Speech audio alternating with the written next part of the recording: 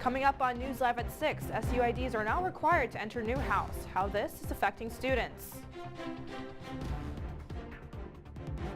The U.S. continues strikes across Iran while pressure builds on Capitol Hill. What this means for the future of the Middle East.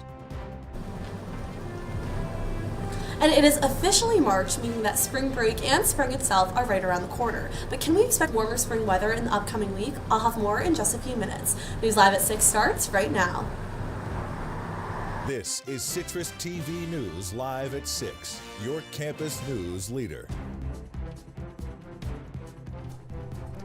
Starting today, students will be required to scan their student IDs when getting into Newhouse 2 and 3. Welcome into News Live at 6. I'm Anjana Dasam. I'm Tyler Oldano. Additionally, the doors to Newhouse 1 on the patio will be open from 7:30 a.m. to 5:30 p.m., but will be locked outside of those hours. The patio doors to 2 and 3 will also be locked.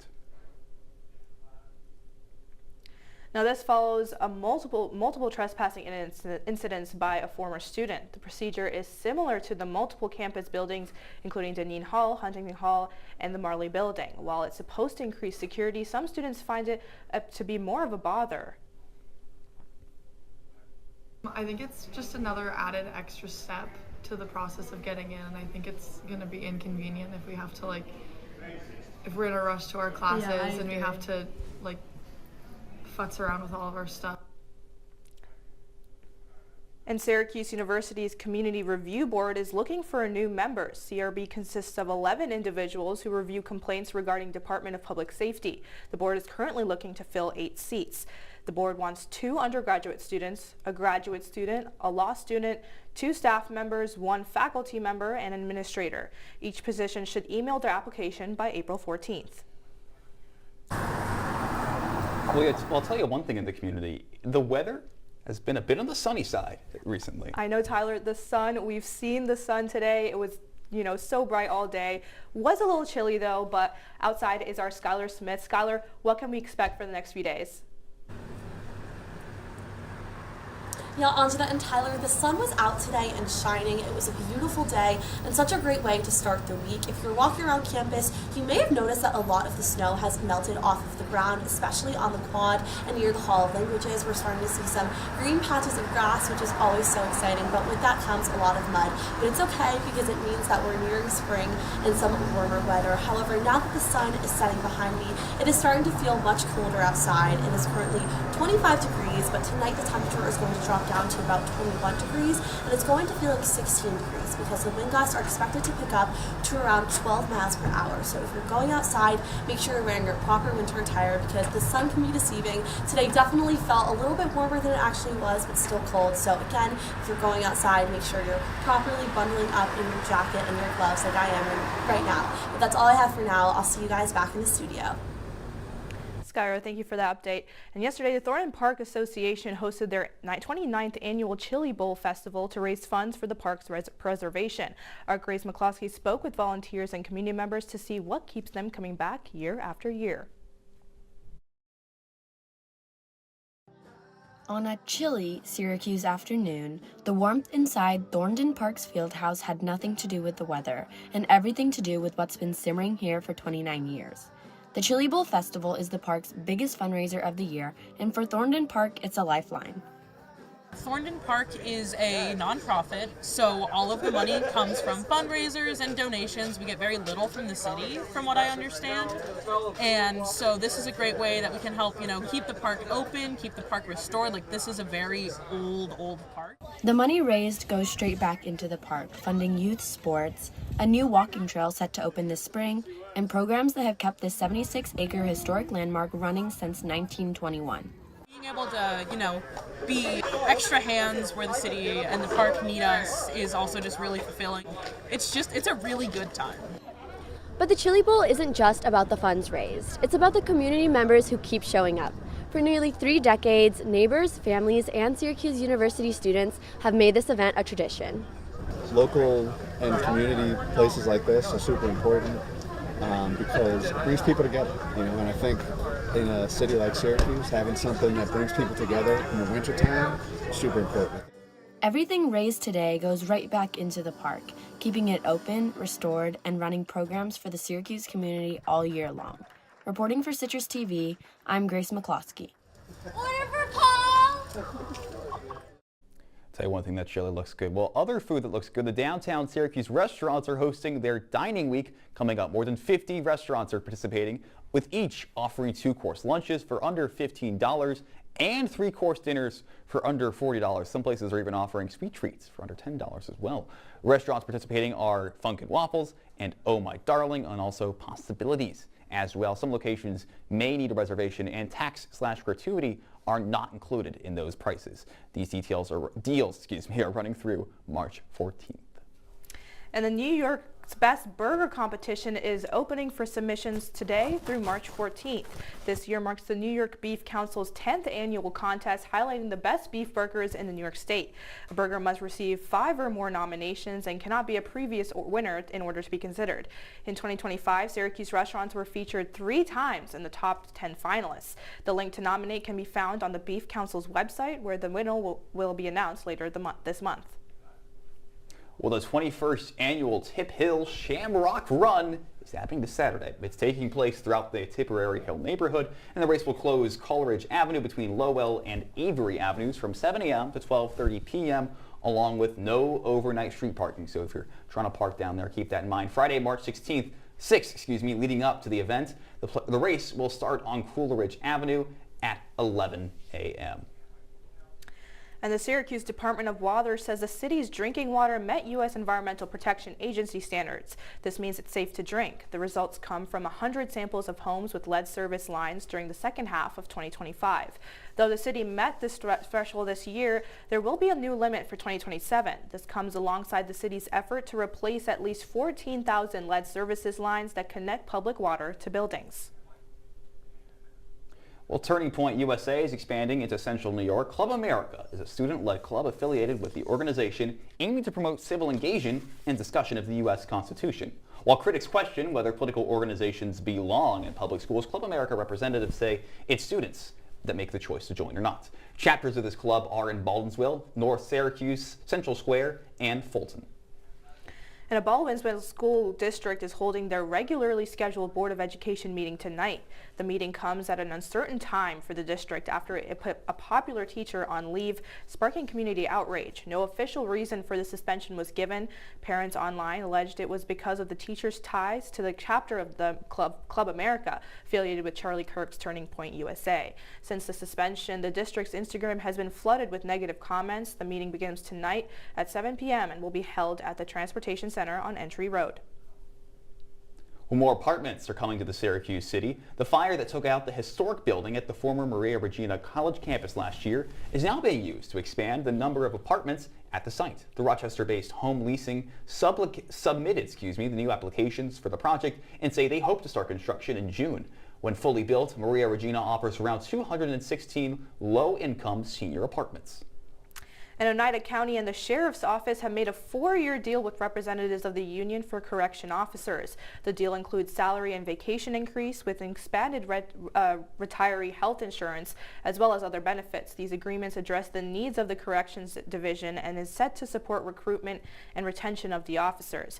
The president of the union, Louis Roman, says that the contract shows a mutual respect between the union and the county.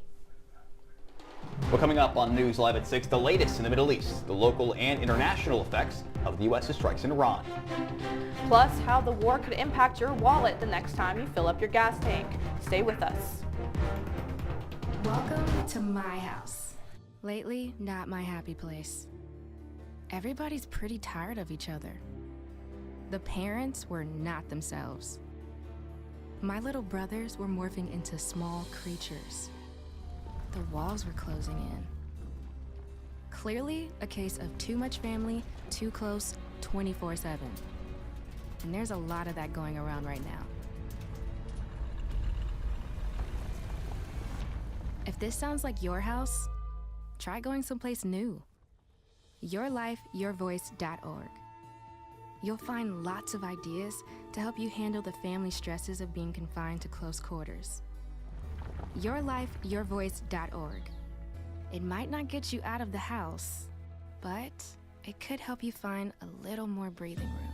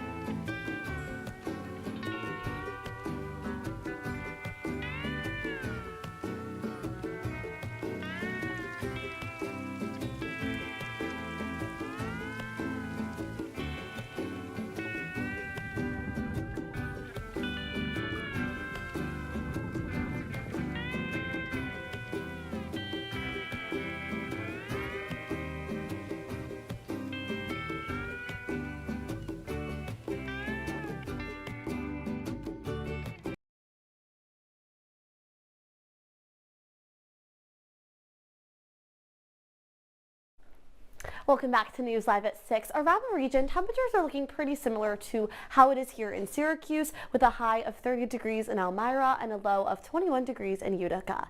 And looking ahead to the rest of the week, Tuesday it is going to rain with a high of 38 degrees and a low of 21 degrees. Wednesday we're just going to experience some cloudy skies with a high of 44 degrees and a low of 34 degrees.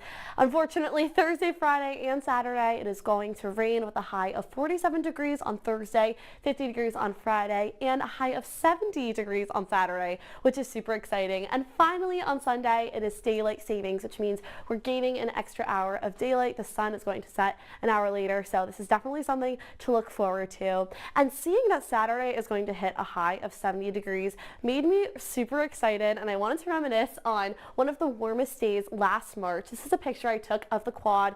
You can see students are gathered, they're sitting on the grass, the sun is shining, there's no snow on the ground. This was on March 19th, and it was 76 degrees. That was the hottest day in March last year. And last year, it hit 70 degrees or higher at least 4 times in March, and 19 days in March, the temperature was above average. So that definitely makes me look forward to warmer weather. And then in addition to that, the hottest day ever in Syracuse in March was on March 30th, 1986, right before April, and it hit a high of 87 degrees, which is crazy. I don't know if we're going to hit that high, but I hope that after spring break we definitely see some of these warmer temperatures. But that's all I have for now. Back to you guys.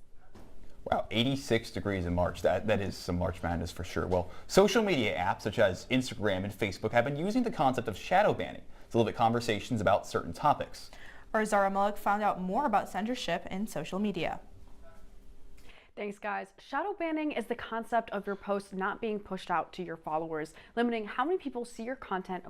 And according to the Center for Democracy and Technology, they found 1 in 10 U.S. social media users have been shadow banned. Research has also found that there are 4 types of shadow banning. So ghost bans means only you can see your post and nobody else, while search bans means stop you from seeing the post even when it's searched up. Search suggestion bans are stopping content from being recommended to people even when they search the topic of the post. And down tiering hides people's replies to a post to lower its ability of being found. Recently, I spoke to Dr. Tabriz Niazi, an expert in democracy and digital media, and with a student, and they shared how people need to be more aware of what shadow banning looks like and their personal experience with it. It's very important to identify the practices of platforms through which they censor certain kind of opinions and put a resistance against those practices. Especially once Meta acquired it, there's so much more censorship, so much more shadow banning. So if you speak or write about a specific sort of keyword, the algorithm will suppress those posts. I've had that happen to me. I've seen that happen to other people, especially talking about geopolitical issues. Meta recently changed its policies in response to backlash about the platforms restricting free speech, but instances of shadow banning are still occurring. Sam, what's coming up in sports? Yeah, well, it might be early in the season, but yesterday felt like a must-win for Syracuse men's lacrosse. I'll cover that. Plus, it's also now March, and you know what that means, the postseason right around the corner on the hardwood. That's up next in sports, so stay with us.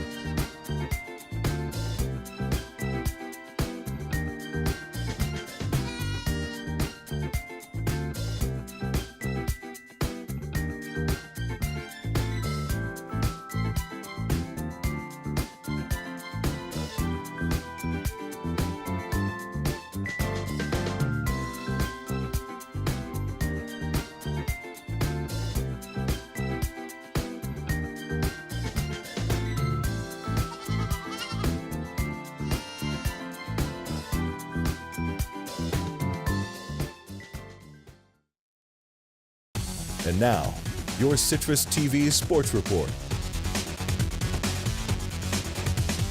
Well, just over a week ago, Syracuse men's lacrosse was sitting atop the rankings, but oh how the times have changed after defeats to both Harvard and Princeton. Sunday against Penn felt like a must-win. Welcome into sports. I'm Sam Reese, and that's where we'll start. 6th-seeded SU had a critical matchup against 19th ranked Penn over the weekend, and we'll take you right to the action because Syracuse had to win to avoid a third straight loss. Greg Elijah Brown, not often getting on the score sheet, scores on the man up to make it 2-1 Syracuse. But don't be fooled because Penn did settle in this game. The Quakers with 2 straight goals of their own. Nate Lucchese with a quick snipe right there. 3-2 Penn on top about 10 minutes in. But then the home team went on a 5-0 run. We take you to the third quarter because Jackson Marr finds the back of the net. It was 8-4 at that point, looking real dire for the Orange. But here they go on a run. A 4th straight goal. Billy Dwan, a long pole goal, ties the game at 8 apiece. Then we went to overtime. Next goal wins. Could Michael Leo be the hero? You bet. He buries it down low, the celebration to boot, in the Orange pull off the comeback victory, scoring 5 unanswered goals to snatch a road win, and that was a much-needed win as well for the Orange. So Syracuse needed this one. They have now dropped down to 10th, though, in the rankings that came out today after being 6th last week. That's because of the loss to Princeton on Friday. The face-offs in this game were actually dominated by Penn, but despite that, Syracuse still gets a positive result, and a 6-game road stretch continues on Saturday when they travel to Johns Hopkins. All right, so still a whole lot of lacrosse to play over the next few months, but that's not quite the case for Syracuse men's basketball, who fell to Wake Forest by 5 on Saturday for its 3rd straight loss. And with just 2 regular season games left, head coach Adrian Autry didn't mince words after another frustrating result. It's been a struggle all year for us. And in college, you got to be tough. You got to do tough things. You got to make tough plays. You got to have resistance. You got to be able to defend. And, we just don't do that. Syracuse currently sits at 14th in the ACC with a trip to Louisville up next tomorrow. On a more positive note, though, the women's squad rounded out the regular season with a victory over Boston College yesterday and is now ready for postseason action. The Orange are the 7th seed in the ACC tournament. You see the bracket right here. They'll face the winner of Cal and Wake in the 2nd round on Thursday down in Georgia. And in Coach Felicia Legette-Jack's first 3 years at the helm, SU has actually yet to win an ACC tournament game. They have a great chance to change that around come Thursday in the ACC tournament. That's all from me in sports. Guys, back to you. Sam, thank you. And coming up, we'll have one last look at your wake-up weather. Stay with us. Here we go. We're going to go out there in the rain. You're going to get wet. All right, here we go.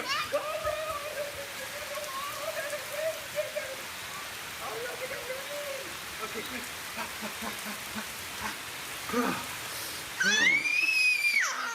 Oh, yeah, yes. So much fun. Mwah. Yeah, Dad. We're getting so wet.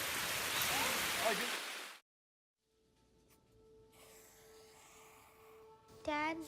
Just 1 minute, okay? Hey, Bobo, do trees tell each other stories? I'm sorry. I'm afraid I don't know that. Hey, why don't we go find out?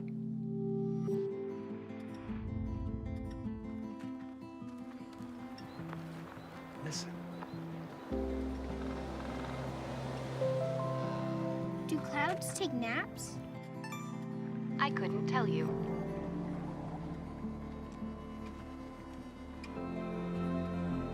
Can birds draw pictures? I don't have an answer for that. Dad, do stars visit their friends? Look!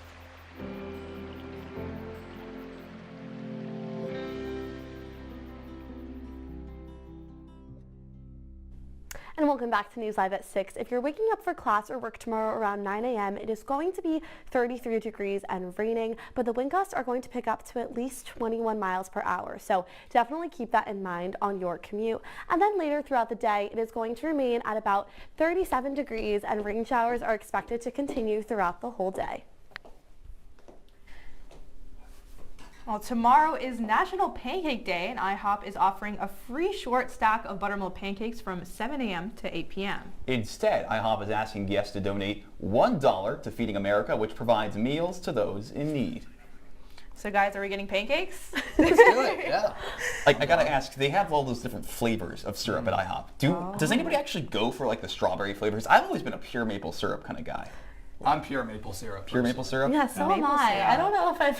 What are some of the other flavors? You got like strawberry, blueberry. I can't remember the other ones, but those are the main two ones. And that feels like the handles are always way too sticky to use. They're always sticky. The maple syrup, like it barely opens, but that's the beauty of it. That's the beauty of That's IHOP. what makes going to IHOP fun. You don't go for the perfect pancakes. You go for the vibes. That's true. Yeah. Are you guys more of a pancake person or a waffle person? I'm a waffle person. I actually don't like breakfast foods. But so I you're will. just out on it. You're not going to IHOP. You were the one who suggested we go to IHOP, though. Well, it's for a good cause, you know. That's true. Gotta That's do true. You know, I am more of a pancake guy myself, but I will always go waffle if I can get something else mixed in with like whipped cream on top. Okay, Ooh, that's okay. fair. I'll That's accept fair. that. Yeah. I'm glad Well, we're on that's agreement. Citrus TV News Live at 6 for this Monday. Don't forget, you can follow us on X and Instagram at Citrus TV News. Now for the entire Citrus TV News team, I'm Tyler Oldano. And I'm Anjana Dasam. Have a great night, Syracuse. I was standing like